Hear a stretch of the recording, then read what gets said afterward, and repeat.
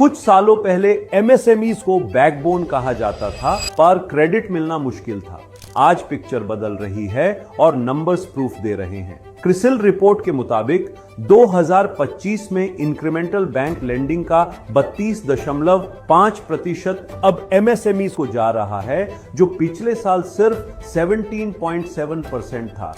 ये छोटा जंप नहीं, ये एक क्लियर शिफ्ट है। बैंक्स फिर से एंटरप्रेन्योर्स पर भरोसा कर रहे हैं और पब्लिक सेक्टर बैंक्स इस चेंज को लीड कर रहे हैं। 26% से ज्यादा क्रेडिट अब रूरल और सेमी अर्बन भारत तक पहुंच रहा है। मतलब ग्रोथ अब सिर्फ मेट्रोस तक लिमिटेड नहीं। मैसेज सिंपल है, ग्रो स्मार्ट, बोरो वाइजली और स्ट्रॉन्ग बिल्ड करो। क्योंकि जब एमएसएमईज राइज करते हैं, इंडिया सिर्फ ग्रो नहीं करता, ट्रांसफॉर्म करता है।